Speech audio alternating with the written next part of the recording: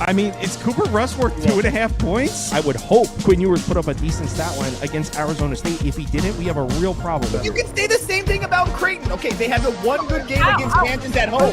When Toast talks about the kicking market, it's like some earth is flat shit. Andy, true or false, this is going to be a dog walking. Dog walking. This is my dog walking of the day. I think it's going to be very ugly. Dog walking. I think this is going to be ugly. Hey, get the sauce. Hey, what's up, everybody? Happy Tuesday to you all. I accidentally turned my monitor off. One sec. Hope you all had a nice Monday night. I went 1-1 on my 2 NBA bets that I placed. Unfortunately, put a few more dollars on that Warriors over. So lost a few dollars last night. The weekend was good for me NBA-wise, though. I had a nice little NBA weekend. Saturday was the only NBA day that I lost. I had a nice Friday and Sunday. So, yeah. I think NBA's been going all right, as good as things can be. League's tough to get a feel for right now. We got 9 games. Is it 9? Yes, 9 games on. Yeah, 9 games. No, 2, 4, 6. Yes. I'm sorry, 9. 9 games on the board for tonight. Don't really like my bets too much tonight, but we'll see what happens. Chris is coming on right now. We'll start with Toronto on the road in Orlando.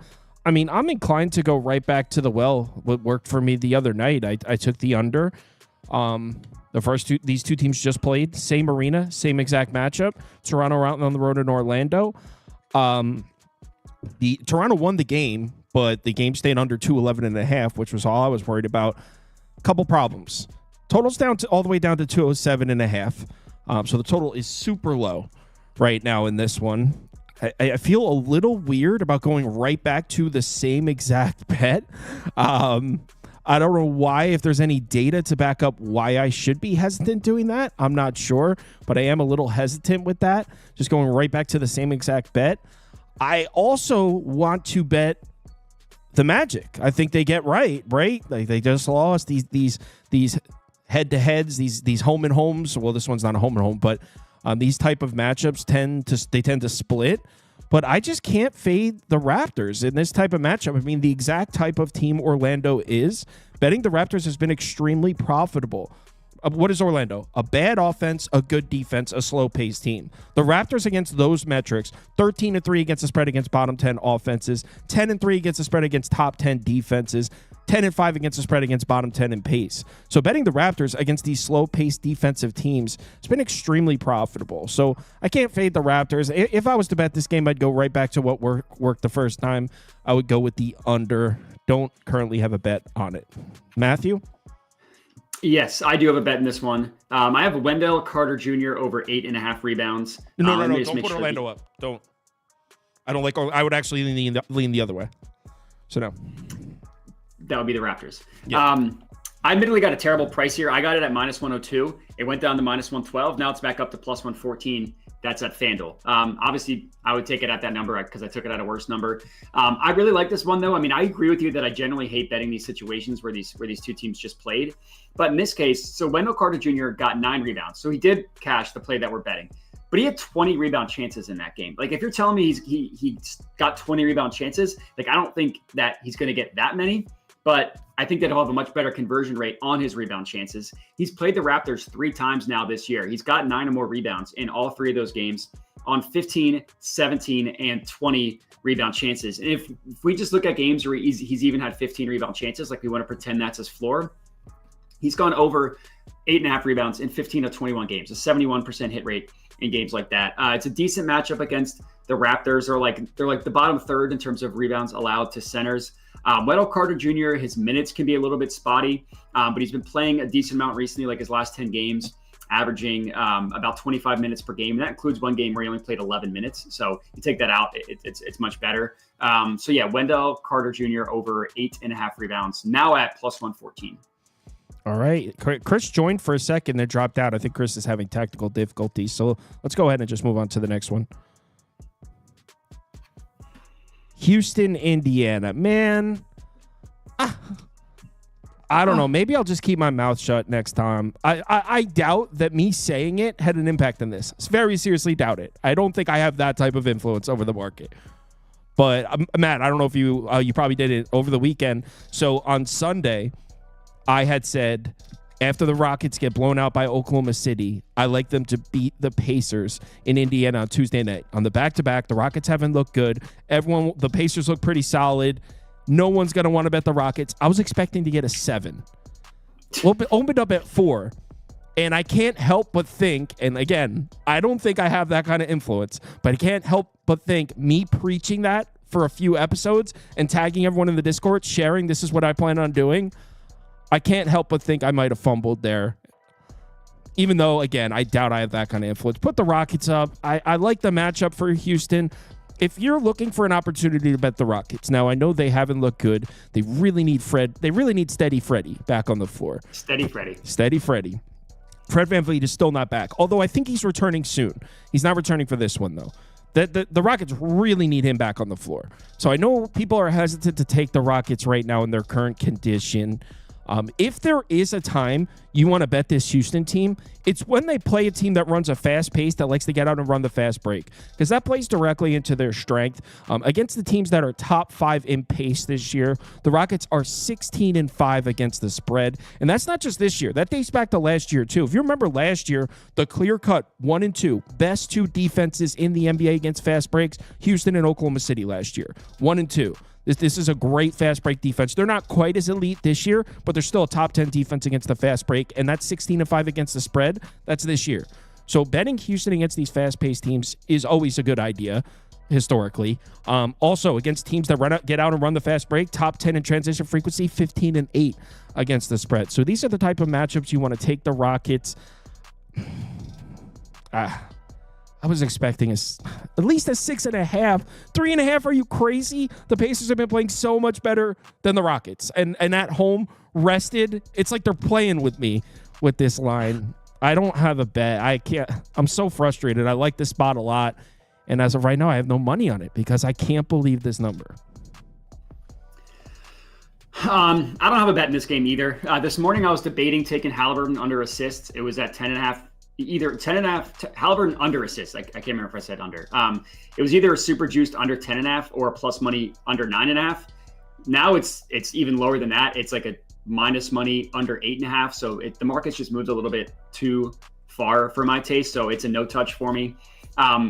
It's a really good play. I mean, he's gone over in 6 straight games, and his potential assists are pretty high as well. To be fair, but Halliburton's been incredibly disappointing from an assist perspective this year. Like, this is the only stretch he's had where he's even hit 10 3 games in a row.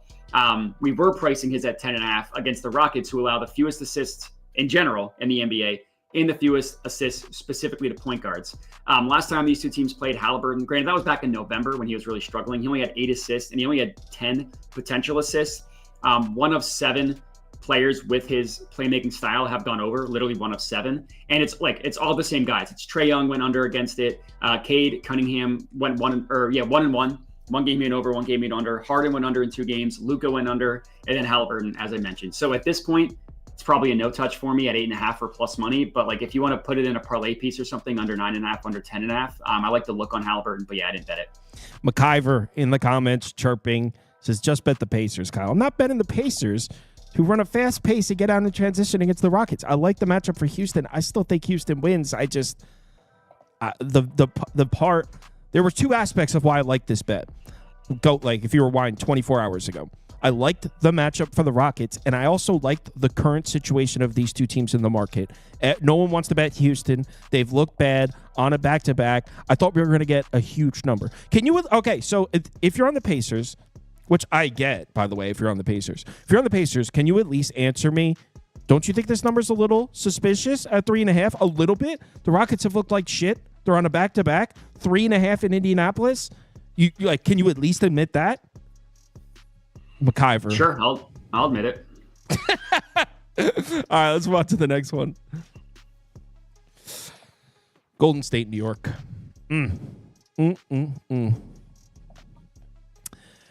All right, so there's a lot of moving pieces in this game. Obviously, you got Karl Anthony Towns listed as questionable for the Knicks. And what that means, I could go a few different directions with that. So, on one hand, I could go, Karl Anthony Towns has been one of the Knicks' most effective pieces this year, specifically on the offensive side of the ball. How can you bet him without Karl Anthony Towns if there's a chance he's not going to be out there? How could you lay points against a team that's been playing as well as Golden State? Get it. Completely get it. There's also another way you could take that. Can you put the under up for me? I don't have this bet down, but this is the way I'd go with this one. Mitchell Robinson is back. And remember, he hasn't played all year. I mean, he just came back. How many games has Mitchell Robinson been back? 2 or 3? Prop Beaver? About. Yeah, so he just came back recently. So this, I forget exactly, maybe like 3 games ago, something like that. So Mitchell Robinson is back. And if you don't know who Mitchell Robinson is, that's the Knicks center from last year. He spent the whole year injured. He's strictly a defensive piece. So all the problems the Knicks have been having defensively, Mitchell Robinson solves a lot of them. He can protect the rim. The Knicks defense doesn't have to collapse as much. They can start putting pressure on the perimeter. And we've seen that. In the last 5 games, the Knicks are finally back to being a top 10 defense against the 3-point shot. So you could say no Karl Anthony Towns. How can you trust that can lay points with the Knicks? But you could also say no Karl Anthony Towns, insert Mitchell Robinson, and the Knicks become kind of an entirely different looking team. All of a sudden, yeah, maybe we don't trust them offensively as much, but the Knicks defense might not be the blind fade that it was. And then you add in the fact that Steph Curry might not play in this game, and it's like, what the hell what do we even do with this? So I'll tell you right now, if Karl Anthony Towns and Steph Curry both don't play, this under should be good money. But with 2 such polarizing pieces that influence the market, Steph Curry, Karl Anthony Towns, I'm not placing this under. Have them both ruled in and like. So yeah, I guess under pass. It's tough with the just 2 big question marks. Chris, go ahead, Moda. I'll go last. I have Josh Hart rebounds over in this one, over a 10.5 rebounds plus 110 odds. You can still get that at DraftKings. I got it at Bet365, but you can still get that same number at DraftKings. I do think that Karl Anthony Towns misses. There's not like an injury thing that you're going to see if he can like go to pregame warmups and play. It's a personal issue. I don't know the details behind that, but when I see questionable with a personal issue, I don't think he's going to play. I would like this even if Cat does play, to be clear. This is really just a fade of recent results with Josh Hart in a decent matchup. The Warriors do give up a lot of rebounds to guards, 7th most in the NBA. Generally a team you want to target for rebound props in general. And Josh Hart rebounds more like a center anyways. Takes away a lot of the stuff. And if Cat doesn't play, that's even better. So there was a stretch like a month ago, 2 months ago before the All-Star break where he had hit over 10.5 rebounds in like 13 of 14 games. Really been down since, and I like it to bounce back in a good matchup tonight. Limited data with Mitchell Robinson admittedly doesn't look great, but Josh Hart in matchups like this, it's really valuable to have someone like him grab and go. So 10.5 rebounds for plus 110. I liked it. Chris, welcome, by the way. Yeah, I don't know what was going on my end there. I said I didn't have it in there, even though my cord was plugged in. Whatever. I'm glad to be here. Appreciate you having me as always, Kyle. This game specifically, Kyle, I didn't catch what you said at the beginning, but I agree with the under. You got a lot of like really good trends that I found towards the under as well. You mentioned Cat potentially not being there. Of course, that hurts the offense, helps the defense. I think, in my opinion, with Mitchell Robinson being there. And the Warriors are just an under team on the road. Not on the road, when they're playing arrested. 7-3 to the under are the Warriors. Now, will I play it now? Probably not. This total was at like 231, 232, and now it's come down about 6 points. So with the question marks, who knows who's playing, Kyle? This is an easy skip for me as far as side goes, but I do agree with you with the under. I think the Knicks defense gets back to playing like they have been. So, yeah, I agree with the under. Yo. Jared Armstrong, bro, is having some more problems with his wife and her boss. Next game. He comments that all the time. I honestly advise getting a new job, Jared. I think that's step no, one. It's his wife's boss, not his boss. It's his boss. Oh, it's his boss. Yeah, you might want to. Yeah, Jared Bear. I mean, get your Indeed up, bro. You got 2 steps: either get a new wife or get a new job. I think we get or the new see job both. First. Milwaukee, Atlanta. Chris, did you watch the video I uploaded last night? I did watch it. I watched it this morning after I did my show. How? Because like you look at this game and you're like, oh, should be 260 points scored. But then you look at the 3 times. It's not like we played 1 or 2 times. These teams have played 3 times this year. All 3 games have stayed under the total. In fact, 2 of them were like super low scoring. Mm-hmm. So, and what I found the most interesting about the video, when I was going through the stuff for the video last night was the Bucks against the fastest paced teams in the NBA, 3-10 to the under. So it's not just the Hawks. I'm thinking, and look, not that 13 games is an insane sample size, but I'm thinking maybe Milwaukee is coming into these games against these fast-paced teams with a very clear-cut game plan, slow the basketball game down. I mean, 3-10 to the under against the fastest-paced teams in the NBA. So that, even though I look at this game and I'm like, when I looked at this game, I was like, oh, Bucks should be able to put up 130 without a problem. That was my thought.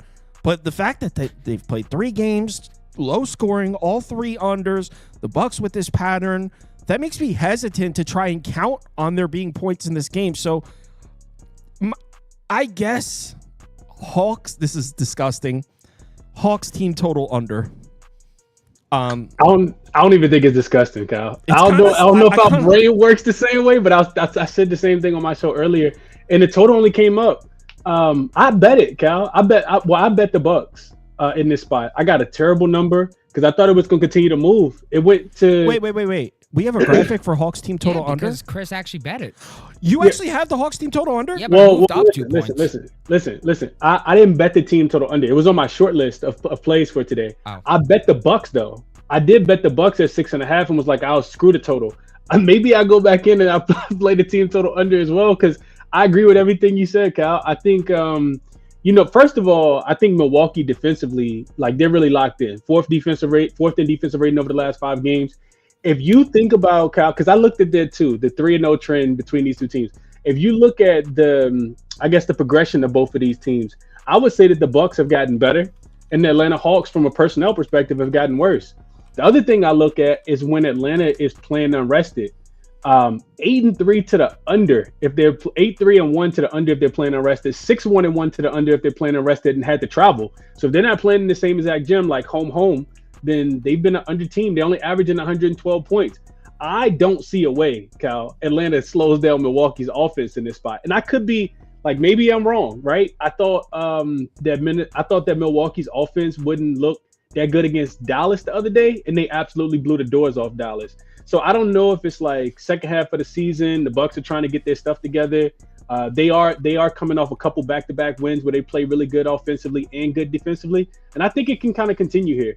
Last thing I'll mention from a trends perspective, teams coming off these like very short wins that were road dogs and then unrested and had to travel. So Atlanta won last night in Memphis by 2 points as a big dog yesterday. They're 4-9 straight up against the spread this season. So that says that you fade those teams coming off those quick wins and then have to play again, and they also have to travel. 8-20-1 against the spread since the beginning of last season. So I got the worst of the number, but I laid it with the Bucks, and I'm still probably going to take an Atlanta team total under because it just makes too much sense based off the stuff that I was running. Yeah, I agree. And another aspect of it that I didn't mention before is I think the Bucks defensive numbers at the basket and in the interior are a little bit skewed. We've seen a lot of games without Giannis recently. And if, okay, you look at the last 15 games, 20 games for the Bucks, and you're like, oh, their defense isn't that good around the rim. But you take into consideration Giannis was sitting a bunch of those, and then you take into consideration the Bucks have had a very good interior defense for years. So now that Giannis is healthy, I think the Bucks' interior defense is going to start to swing back to where it always is every year. Maybe not having Bobby Portis is a bigger factor than I'm giving it credit for, but I think the Hawks stay under this total, personally. Won't I? Yeah, one of my favorite plays is in this game. It's Damian Lillard assists. So this morning I got 6.5 at -120. That's long gone. Right now the best offer price is 7.5 at +104. I would still take that, and I also put a quarter unit on him to get to 10+ as well. That was at +450. So I did a ladder play with Damian Lillard. Couple reasons for this one. So number one, I love the fact, and I say it all the time, but a fade of recent results. He's missed this in 3 straight games. And in those games, he's got 3 assists on 11 potential, 4 assists on 14 potential, and 6 assists on 13 potential assists. So that's a terrible conversion ratio that you just expect something to regress in a positive way, positive regression. And the matchup is really good against the Hawks too. The Hawks allow the 6th most assists overall and the 6th most assists specifically to the point guard position as well. They give up the 3rd most assists in the restricted area. That's where 40% of Dame's assists come from. They give up the 6th most from the above the break 3, so catch and shoot. That's where 30% of Dame's assists come from. And in 3 games against the Hawks, another reason why I really like this one, he's only gone over in 1 of the 3, so that doesn't look great. But same thing, potential assists, 15, 18, and 18. And in the 1 game he went over, he had 10. So I just think that he's set up to have a game where he has 10 assists on 15 potential assists, something like that, and a good matchup. So yeah, I really like the Dame assist in this one. Like I said, it's one of my favorite plays on the board. Lillard assists. Sports scientist Jacob has joined the chat 20 minutes late. He says Nuke Lillard assists. Next game. He's right. The Jared Armstrong, bro. Someone goes, Jared, you should sleep with her boss. Cleveland on the road in Chicago. I mean, who makes stops in this game? I mean, I guess Cleveland could make stops if they want to, but we've seen this from Cleveland a few times this year. We've also seen it from Oklahoma City recently, where you have a great team like the Cavs, right? On the road against a team that sucks defensively. They've got a game tomorrow. I mean, we've seen this where a team like Cleveland or Oklahoma City specifically are the two to come to mind that are like, yeah, we're just going to give a 75% effort on defense because we're going to score on every possession on the offensive side. So I wouldn't lay the 12.5, even though if I handicap this game out on paper, Cleveland should win by 20 plus. Probably just an over. Let me check an injury update for the Bulls. They had all kinds of pieces listed as questionable when I looked earlier. Yeah, still Giddey listed as questionable. Lonzo Ball listed as questionable. Lonzo Ball, not a guy that gets a ton of credit. The Bulls are a significantly better team when he's on the court. So if Lonzo Ball is ruled out, then yeah, maybe I'd shift over to the Cleveland side because the Bulls actually are better offensively, defensively, and rebounding when Lonzo Ball's on the floor. So I over Cleveland. Don't have a ton of interest in this one, by the way. So yeah, that's how I feel. I don't mind the Cleveland Miami over tomorrow. By the way, actually, I'm not saying that shit anymore. No, because I don't want it to open at a shitty number now. I'm not saying that. 27.5, Kyle. It's open. I saw it open on BetOnline earlier. No, it's not open. I'm looking at it. BetOnline has the numbers before what all the regular sports books has it, but it should open about 227.5, 226.5. It's over, bro. Right? No, I agree. I was already looking into it. Yeah, I agree. I'll bet it right now if I can get it. Yeah, I got notes for that game tomorrow. I was already looking into that one. As far as this one goes, Kyle, complete skip for me. Bulls free diet, injury report. Yeah, I'm good off this game. What I will say though, real quick, player prop. With no who is it? Evan Mobley today. I do think that DeAndre Hunter is in a really good spot to score. I think he picks it up offensively. Over 15.5 points is something that's on my short list. Haven't bet it, but he's over in 12 of his 17 games this season, 70%. When he gets at least 9 shot attempts, he's averaging right around 9 on the Cavs. And he's playing against teams that are top half in the league in pace. And he has at least 25 minutes, which is also what he's playing with the Cavs. So we know that we know Chicago plays super fast. He's also averaging 18.5 points. So well over this 15.5 in 14 of his 21 games when he's playing against teams that are bottom half of the league and above the break 3-point shots allowed. So the Bulls do give it up. And I think without Mobley on the floor, he'll benefit the most, in my opinion. The same way that he kind of did without Darius Garland, Donovan Mitchell in the last game on Sunday. I think we start to fade Cleveland. I'm not going to do it with Chicago, but I think we start to fade Cleveland as they get close to the playoffs because they're just resting players. You know, like they kind of got the number 1 seed wrapped up. Like I think, you know, tail end they'll be overvalued towards the end of the season because they won't really care about covering these big numbers. I'd be careful saying fade Cleveland. That triggers a lot of people in the chat, man. Well, it got to make sense because we know I like to fade Chicago, but I'm not doing that either.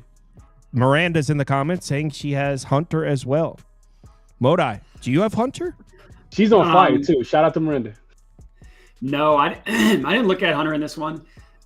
Excuse me. I had 2 bets in this game that both got nuked to high hell. I had Jared Allen. I got him 11.5 points at -115. It's now 15.5 for minus money towards the over. I had Darius Garland 6.5 assists at -115. That's now 7.5 for -1. It's either -130 for that or minor plus money for 7.5. So long story short, I don't have anything in this one. If you want to SGP those two at like their OG numbers before they got nuked, I don't think that's like a bad 2-leg same game parlay, but now I got nothing. Next, got kind of screwed here. I don't say screwed because maybe maybe I'm partially to blame for being a little hasty on this one. So those of you who watched the video already know what happened because I explained it. So I recorded the video, said I like the over at 221.5. As soon as I'm done recording, I went and bet it, posted it in the Discord. I'm in on the over. Right after that happened, Tyrese Maxey left the game in the middle of the game last night with an injury. He's been ruled out. So it's not that I don't think this game can still go over without Maxey. In fact, I still think there's a chance I win the bet. It's more, there's a lot more uncertainty in terms of, I know Maxey's down to run. And Minnesota, if they're scoring, which Minnesota's been good offensively recently. So Minnesota, if they're scoring points on an ass Sixers defense, which I expect them to, I could see if Maxey's out there running and try to go shot for shot. And I was confident the style of game we were going to see would have gotten it up and over 221.5. Now that there's no Maxey, I mean, who's going to be ball dominant here for the Sixers? Paul George holds onto the ball forever. Game comes to a screeching halt when he touches it. I mean, Quentin Grimes, I don't really know what to expect in terms of the pace from Philly. So I really hate that. Also, now that Maxey isn't playing, a big angle, a lot of points I was expecting in this game was Minnesota lighting up the Sixers from the three-point line, because Minnesota's been taking a lot of threes. They've been hitting a lot of threes, and Philadelphia hasn't been able to defend the three-point line all year. So that was another angle I liked for the over. With Minnesota lighting them up from three, you take out Maxey, you give those minutes, some more minutes to Grimes, some more minutes to Oubre. All of a sudden, I don't know if Philadelphia's perimeter defense is necessarily as bad. I mean, those guys have length, and look, I still think there's a bet win. This bet win. I still think there's a chance the bet wins, but obviously, I would not have placed it if I knew Maxey was about to get hurt 7 minutes after. So, yeah, I got a little bit unlucky here. I'm on the over, but I wouldn't tell you to tail it. Yeah, I don't have an official bet in this game. I mean, the Sixers are close to just a no bet because I mean, who the hell knows who's playing, what they're going to look like. The only angle that I want to give out is Anthony Edwards' assist. You can get over 5.5 at plus 102. Without Rudy Gobert, he's gone over in 4 of 6 games. Granted, Randall missed the majority of those games as well. So with Randall back, it does look a little bit different, but potential assists over 13 in those 6 games. The Sixers, part of the reason why they've been giving up, what's so funny. I don't know, like the reason why the Sixers have been giving up so many 3-pointers is because they're just aggressive as hell trying to get the ball out of whoever has the guy with the ball out of their hands. So they give up a ton of assists. They allow the 7th most assists on the year, but that number's gone up as the season has gone on. So, and assists plus 102. You might not even have to play the fourth quarter of this game. Just has a lot of uncertainty, so I didn't bet it, but that's the look. No, I said Paul George is ball dominant, and someone goes, I heard Jared's wife is pretty ball dominant. Chris. Come on. That's good. Skip. I'm not touching this game, man. Someone said in the comments, D. Williams said Wolves might lose outright. Sixers money line. I honestly don't hate that. I mean, we're all looking at the Sixers with no Maxey, their ass, right?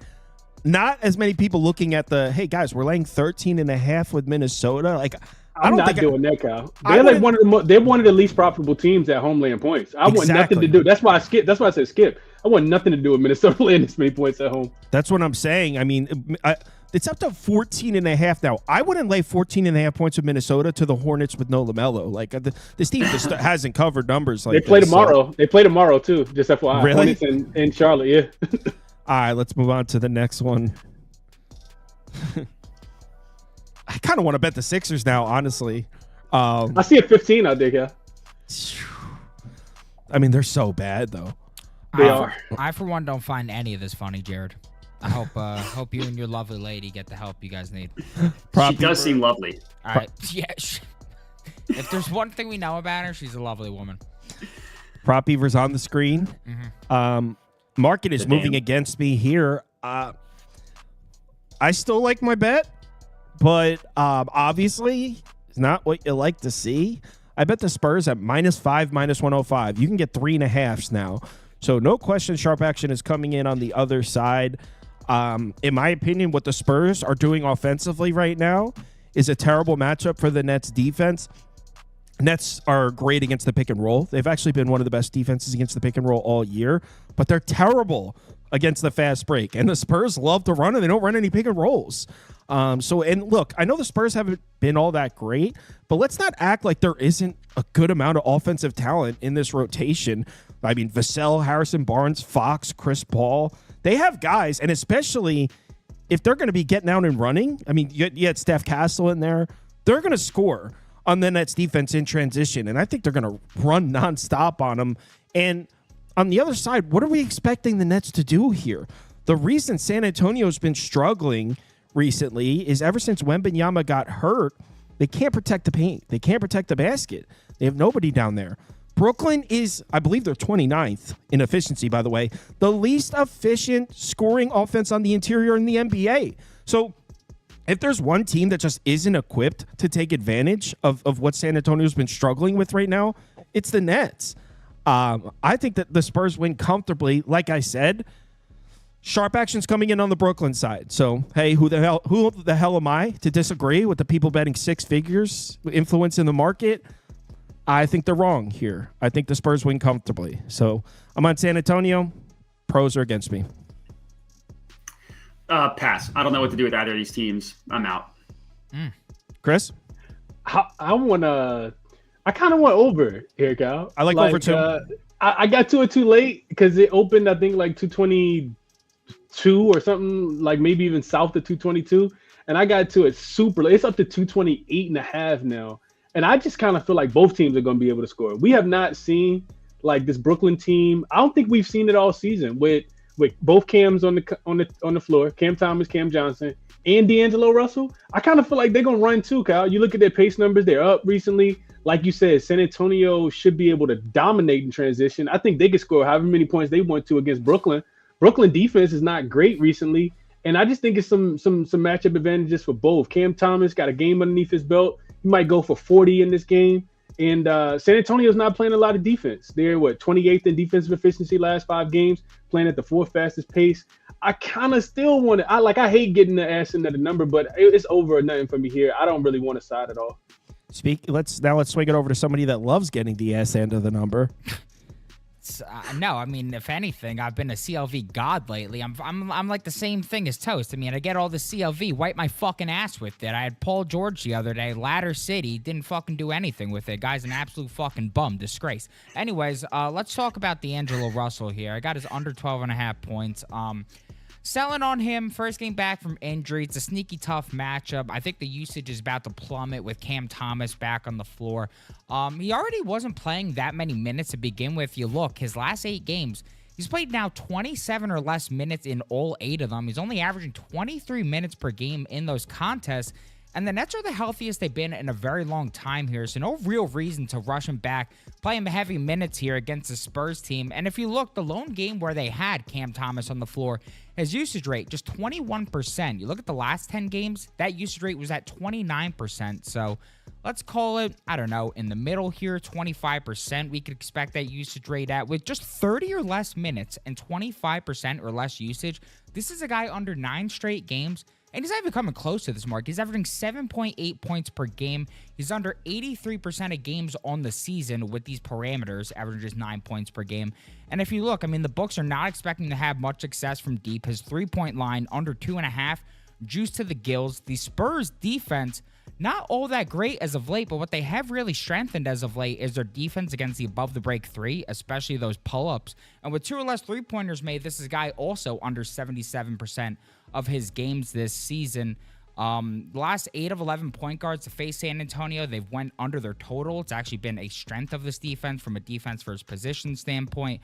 I'm just going to take D'Lo to go under in a spot that I don't really think is all that good for him. I know he has some pretty decent history against San Antonio, but when he's not making those threes against San Antonio, he's gone under. So I think the same thing happens tonight. Fails to have success from outside, and he goes under the total. But who knows? What was that saying that I had that I stole from that fantasy basketball dude? I couldn't hit the ocean if I fucking pissed off a pier. That's how I'm feeling these days. It's tough. All right, next game. Tough. Hey, Cal, real quick. The total is open. Miami, Cleveland, 228 over on Fanatics. Only book got it listed. I can't get a Fanatics account. Yeah. Oh, damn. Sorry. Fanatic sucks. I hate them. Thanks for nothing, Chris. Yeah. F you. Clippers Suns. I got the over here. Yeah, I mean, I'd be lying if I said I'm not worried about the pace. I am. This could be a slower pace game, and it's not like it's a super low number. It's 224.5. I think you could still get that number, by the way. When I bet it moved up to 225.5. I saw it 226, but now it's back down to 224.5.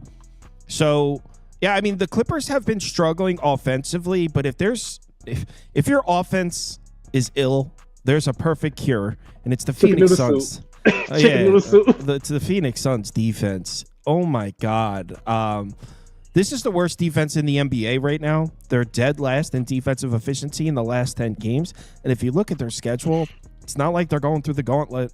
They're playing a very average schedule, even a below average schedule. 28th is no, I know, but they have 5 games, guys. But that's like their overall strength. That some of the teams have good offenses, just bad defense. You know what I'm saying? So if we're evaluating strictly the Phoenix defense, they haven't even been through the gauntlet, and they're dead last at defensive efficiency in the last 10 games. They cannot defend in transition to save their lives. This Clippers team, not that they're the Pacers, but this is a team that's down to get out and run. They're, I believe, 8th in transition frequency, 15th in efficiency. So this is a decent fast break team. They should get out and score points on the Suns, no problem in transition. I mean, I don't think you need me to tell you why the Clippers should score points on the Suns. Anyone could score points on the Suns right now. Their defense is terrible. But on the other side, I mean, the way the Clippers play deep, I've actually decided not to bet the Clippers, by the way. Yeah, last night I was considering it, but I'm just going to stick with the over. So on the other side, and this is actually why I didn't, because if you watched the video last night, I bet the over, and I was thinking about also betting the Clippers. I've pulled back on that. I'm just way too worried about the matchup here for the Clippers defensively. Obviously, the Clippers defense is not the Suns. They're not a blind fade. We don't point and laugh at the Clippers defense like we do the Suns defense, but the way they play is they collapse their defense. They do not let you on the interior. They force you to take jump shots. Dude, that's what the Suns want to do anyway. So the Suns offense might be a tough matchup for the Clippers defensively. I mean, the Clippers are good at keeping you out of the paint. Suns aren't even trying to come into the paint. Like, they don't care, you know? So I think the Suns should score points right back. Like I said, a little worried about the pace of this one. But I think as far as offense versus defense, both teams should score efficiently. I didn't bet this one, but the play I'll give out is Devin Booker over 7.5 assists. He had hit this in like 7 straight games, and then he missed it last game against the Timberwolves, who are a tough matchup. Prior to that, he'd been awesome. 4 times went over 8.5. We just need him to get to 8 tonight. The other 3 he landed on exactly 8. Good matchup. 9 of 12 players with his playmaking style have hit their over assist prop against the Clippers.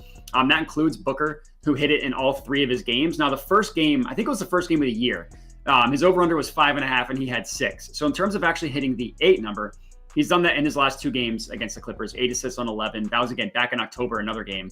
And then last time he played, most importantly, 8 assists on 18 potential assists. He's been playmaking a lot more, and it doesn't matter whether KD's in or out, whether Beal's in or out.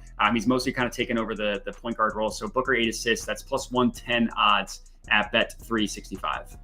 Anything Hoop says betting the Suns is like getting a car with a 70% interest rate.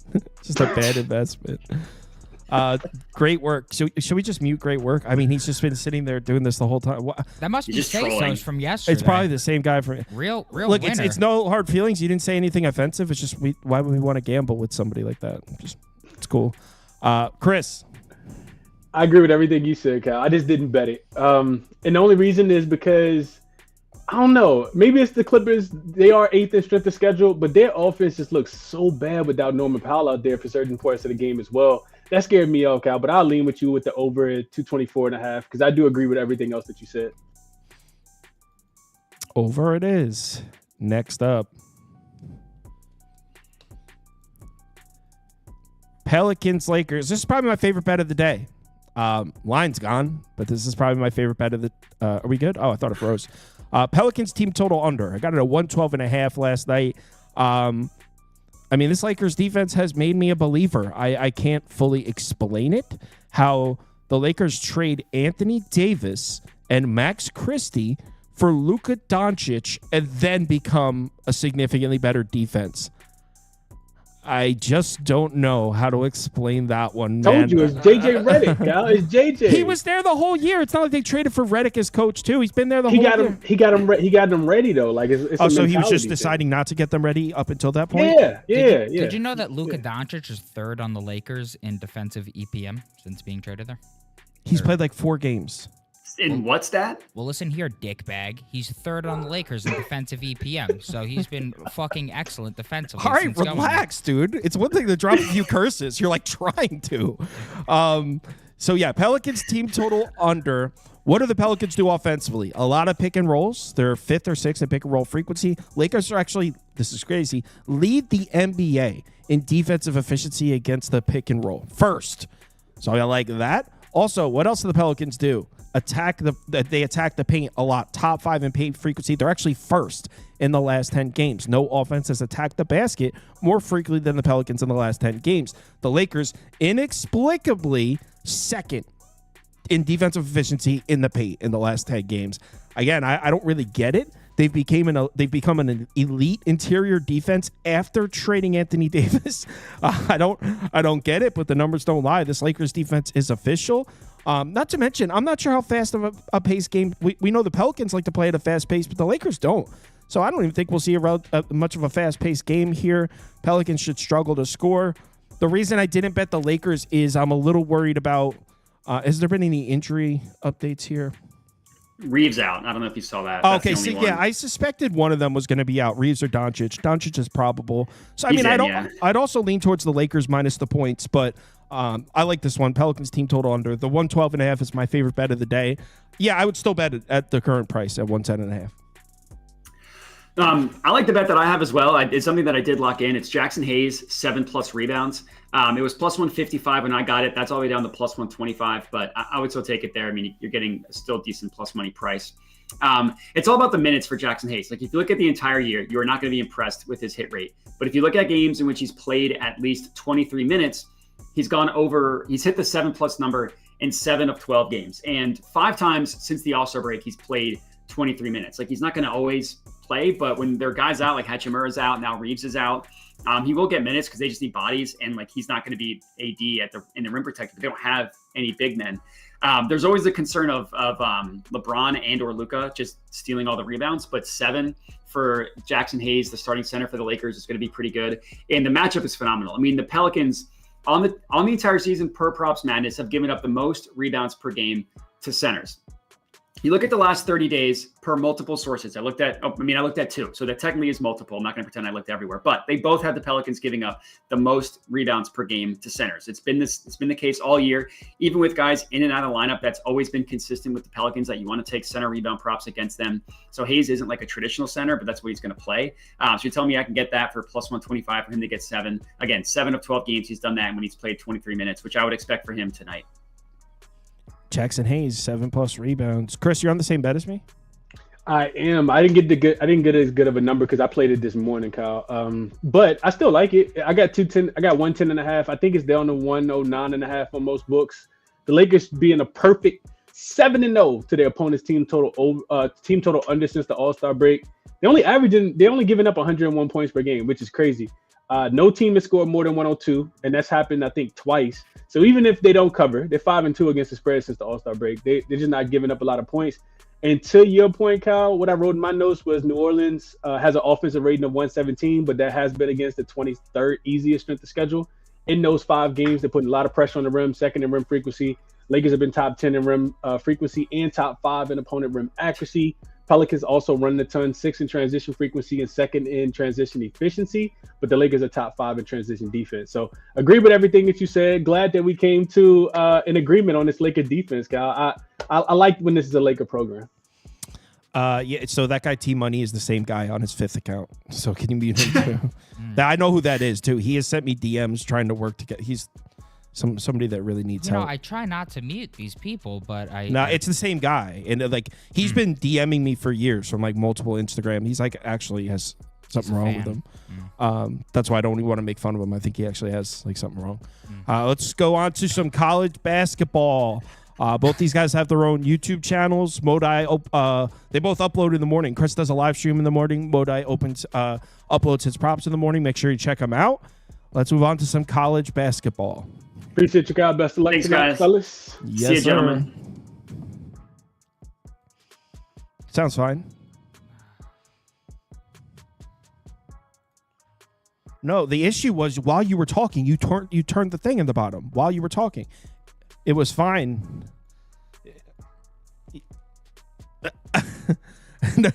No, the issue wasn't the mic though. I was saying the issue is what you. Never mind. I know, but I couldn't fix it on the fly. That's why I felt bad. Georgia, South Carolina. Georgia's now favored. Weren't they plus 1.5 last night? Yeah, I got him plus 1.5. A little bit of a line flip here. Don't care. Like I said last night, I think that Georgia has kind of turned a corner after facing a little bit of a gauntlet schedule to start February. Mississippi State, Texas A&M, Missouri, Auburn, and they actually, I think they looked somewhat decent against Missouri and Auburn, to be honest, considering how good those teams are. And then they get a huge win against Florida at home, and then they go on the road against a Texas team that you can say whatever you want about that. Going on the road in this conference isn't easy, and they throttled Texas, and now they're getting a South Carolina team that's, yes, we know that you fade them. Did it just cut out? I mean, I didn't mute him. Hello. Yeah, it might cut out. You there, Toast?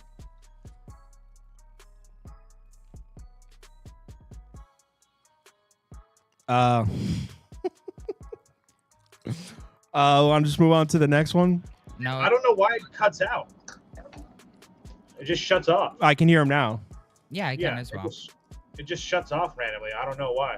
But anyway, with South Carolina, they're coming off South Carolina. They're coming off the game of their life, and not to mention the fact that Colin Murray-Boyles has been very, very good. There's no question about that. But Georgia's one of the biggest teams in the country. I think their length is going to make things really difficult for South Carolina to score. So, I think Georgia wins this one going away, and they try to get themselves into a spot. Because if Georgia wins this game, they win their next game at home against Vanderbilt, and then a couple games in this SEC tournament. I think they could possibly be going dancing. Next, I'm not bad at that. St. Louis, Dayton. Trevor liked Dayton. A couple people in the comments liked Dayton last night. Toast on St. Louis though.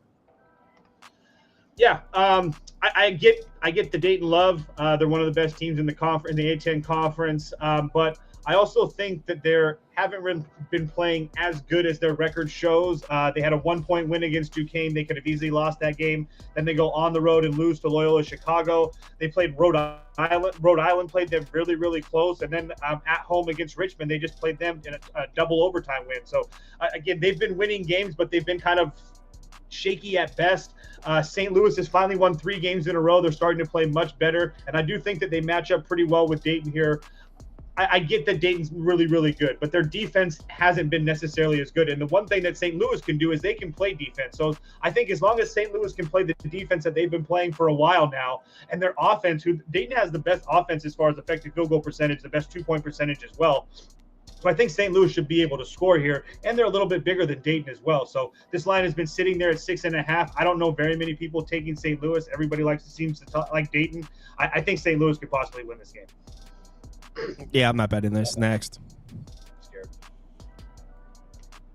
I don't have a college bet open, actually. I have 4 NBA bets. Might add that Hawks team total under. I'll probably add some, though. LSU plus 12.5. This is a candidate. Is it? Right on. I think Kentucky blows them out, personally. Kentucky, we already know this Kentucky team at home is an absolutely different animal. Now getting Butler back, and especially now getting time back after obviously missing a few games, I think he's only going to continue to get better. And this LSU team has been somewhat decent at home, but they've been even really, really bad on the road. And not to mention the fact that this Kentucky team, I mean, we already know that they're just going to shoot a whole bunch of 3 balls. I will say, as far as the spread is concerned, I don't really want to worry about Kentucky's defense, because if you want to talk about their offense, you have to talk about how bad defensively they are. They don't force turnovers. They don't really get stops. That's pretty much a layup line out there. So I took their team total over 85.5. I don't want anything to do with their defense. But like I said, Kentucky's offense, obviously one of the best in the SEC, one of the best in the country. I'll take the fact that they're off of a game where they didn't look really good. Now they're back at home against a much, much weaker competition. So, yeah, I think Kentucky scores a lot. Does LSU stay in the game? Maybe. I don't really think so, but I can see it. I wouldn't argue with anybody over it. Next. is Bowling Green, Northern Illinois. I guess Toast has a bet on this game. That's why it's in here. Yeah, I took Northern Illinois personally. I know that they've been really, really bad, but I do think that this number is kind of a little bit short, not to mention the fact that, again, I just don't feel like Bowling Green is that good of a team. I mean, I know that they've already beat this Northern Illinois team once this year, and it really wasn't pretty. But, I mean, at the same time, I mean, that game was only like 8 points, and now they're over here off a couple-game win streak. I thought this game the spread should have been a little bit bigger, to be dead honest with you guys. And not to mention the fact that I do think that Northern Illinois has been playing a little bit better. They just came off of a close loss against Western Michigan, and Bowling Green really isn't that much better than Western Michigan here. So again, this is one of those situations where I just feel like Northern Illinois at home is a little bit in a almost like a desperate spot. They're not going to do anything, but again, I just don't think that Bowling Green should be laying that number. Next, I played them on the money line. Northern Illinois on the money line as well. Next is one I would be betting if I was able to. Creighton minus 9.5. That last game, that was Seton Hall's Super Bowl, man. The rivalry game against St. John's, against Kadari Richmond, the guy who left Seton Hall, transferred over to St. John's. That was Seton Hall's Super Bowl. Try to beat St. John's as 22-point underdogs. And you know what? They gave him a run. I think they had the lead with like 4 minutes left. Yeah, that was a great game. They probably could have won that game, really, honestly. They could have. That was the best fastball Seton Hall has in the tank right there. Season's over now. Their record's terrible. I think Creighton might win comfortably. Creighton by at least 15. Yeah, copy and paste that for me. The only thing that I can add, because I mean we did the same thing last night. I was going to pretty much say the same thing you said. The only thing that I will add too is that I know that we usually talk about Creighton on the road as kind of a fade, but at the same time, their last 2 road games, Xavier, they got absolutely blown out, and then St. John's game, with that game, they could have probably won that game but obviously they didn't.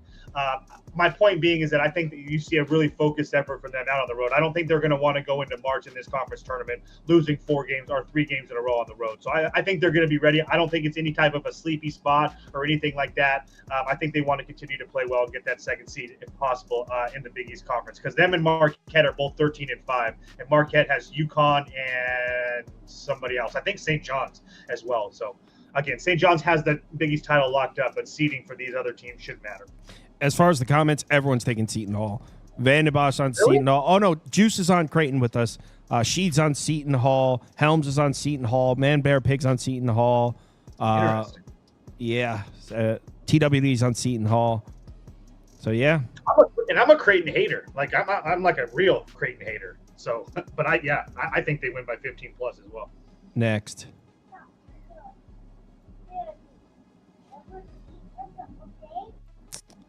Holy Cross Lafayette.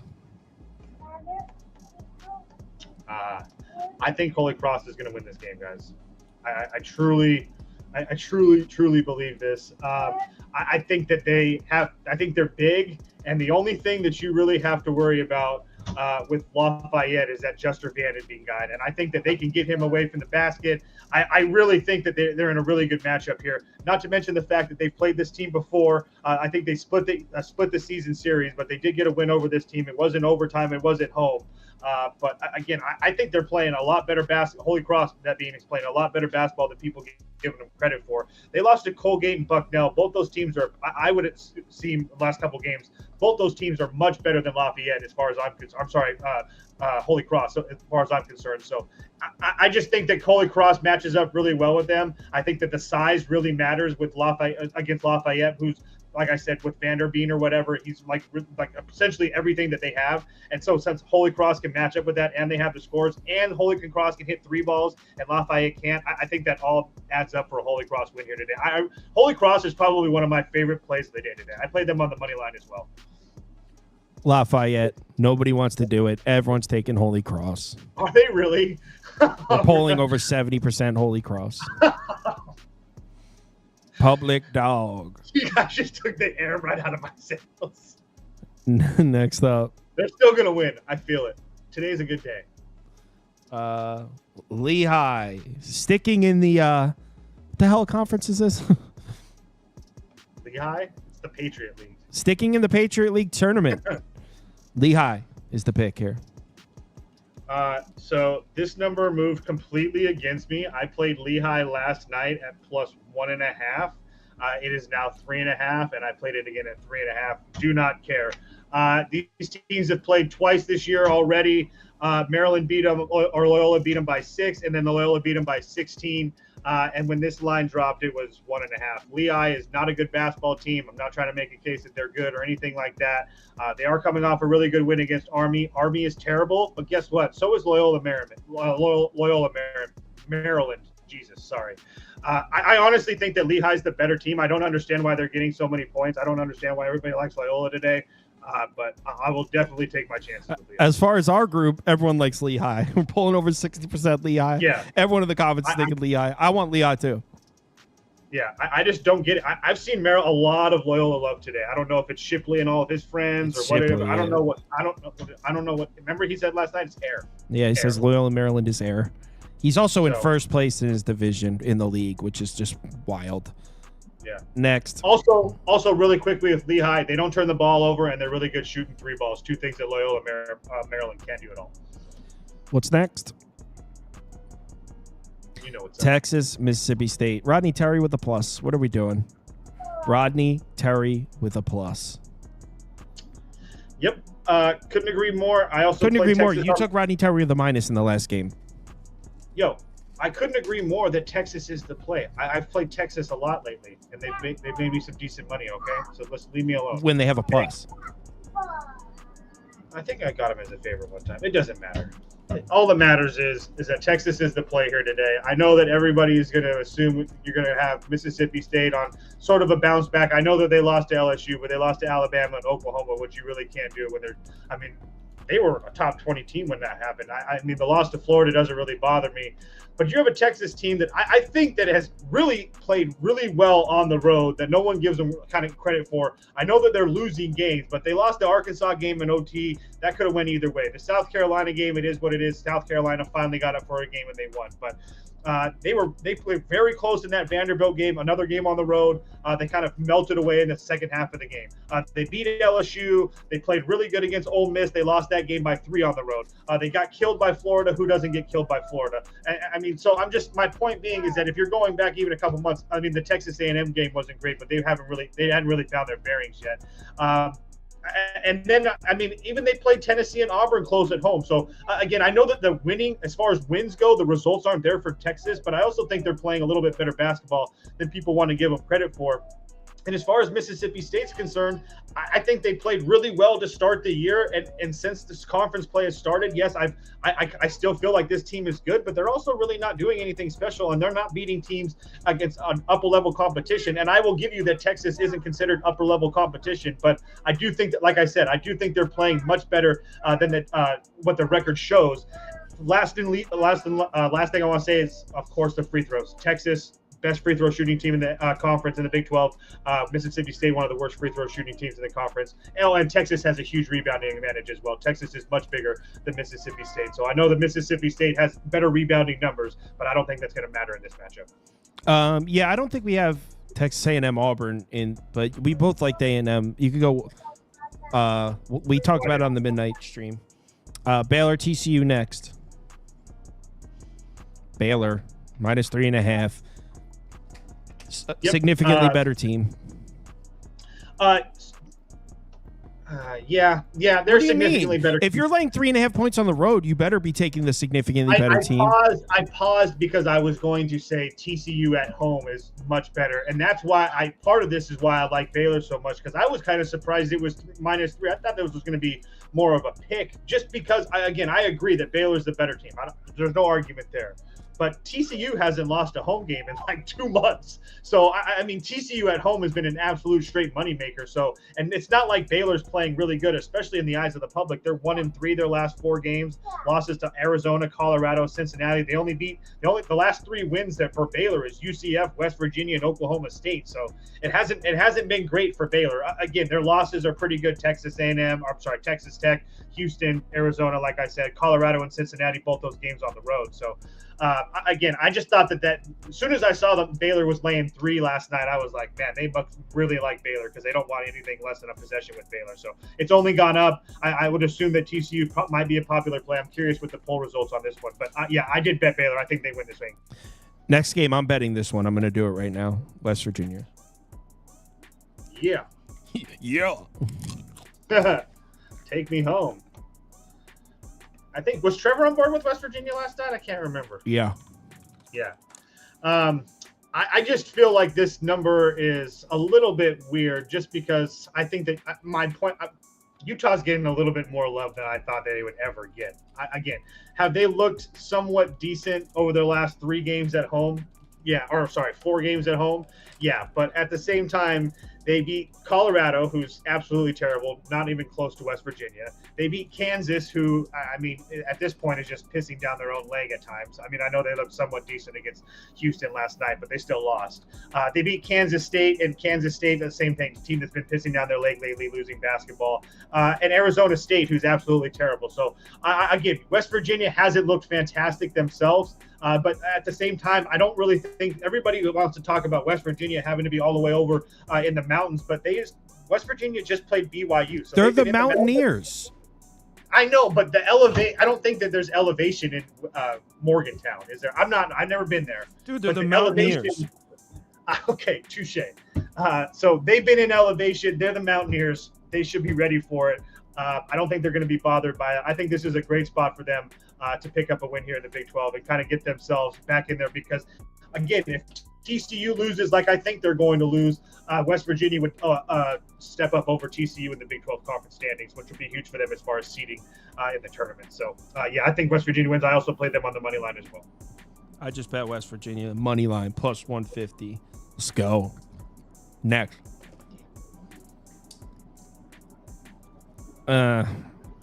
Okay.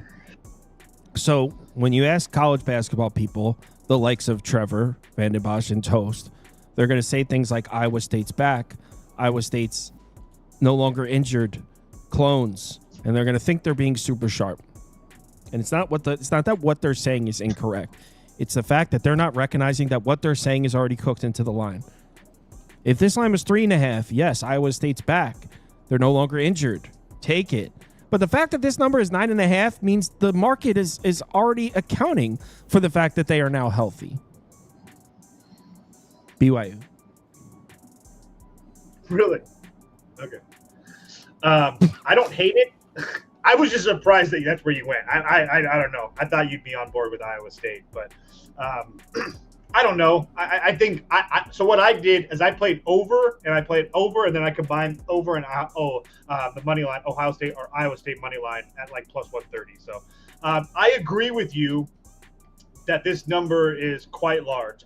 The only reason that I said Iowa State on the show last night is because it was so large that I mean, you can say it was baked into the line, sure, with them being back, but I mean, still, BYU's been really, really good. I mean, they lost they got kind of blown out by Cincinnati when one game, a random Saturday in February, and they lost to Arizona. But besides that, they've been, constantly beating everybody, including Arizona, West Virginia, who we just talked about.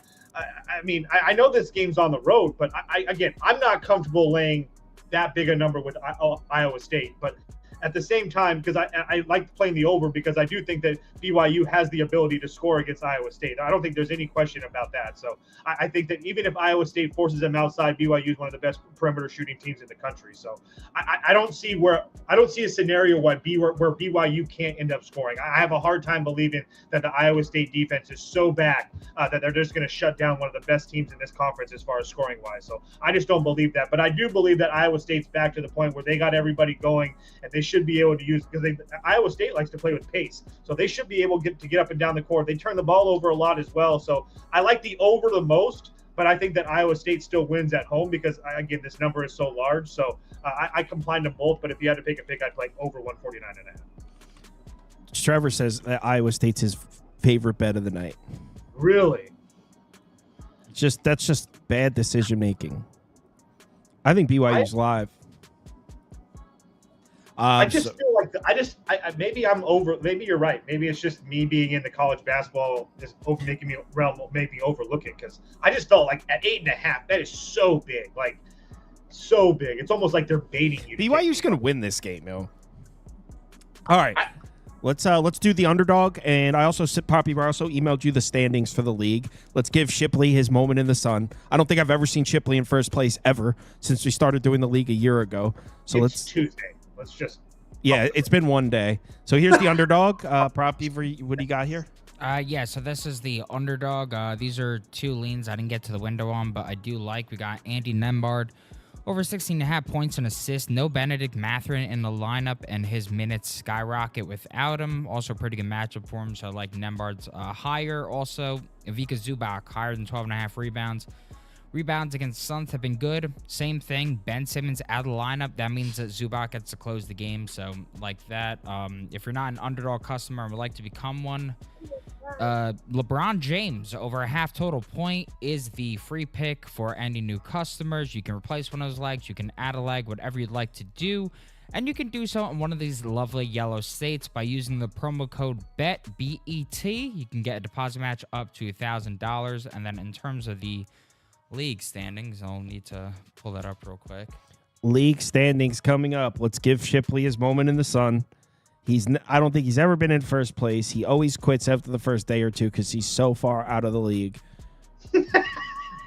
But right now, Eric Shipley, who has named himself, let's wait till it's up on the screen, has named himself Jedi Master E-Ship. He is winning the Bible study division in first place with 2.32 units. Miranda right behind him in second, who's in the comments. Papa Roach, we got a battle here. Sober Bets, this is my week. I don't even know who that is. This is my week. We Love Drugs, the reigning champion, is in third place there. Jess, Chia Bets, Grebs. Indonesia, another battle. Chase, Waldo Mack, Sammy the Worm. I mean, these are just like it's only been one day into the week. So obviously every division is a battle here. Lobster winning Cloud Panama, tied with Empire and Cozy. Scoop, Nas and Bender and Yellow Submarine. And OT is leading the Toyota Supra division. No, we're not sponsored by Toyota Supra, but if Toyota's listening, my emails are open. Everyone, thanks for watching. If you're in the league, you have 1 hour and 53 minutes to submit your bets for tonight. You have till 7 p.m. Eastern time, so get those submitted if you're in the league. Everyone, have a good one. Please remember to bet responsibly. Hit me up in the Discord if you need me. So they go to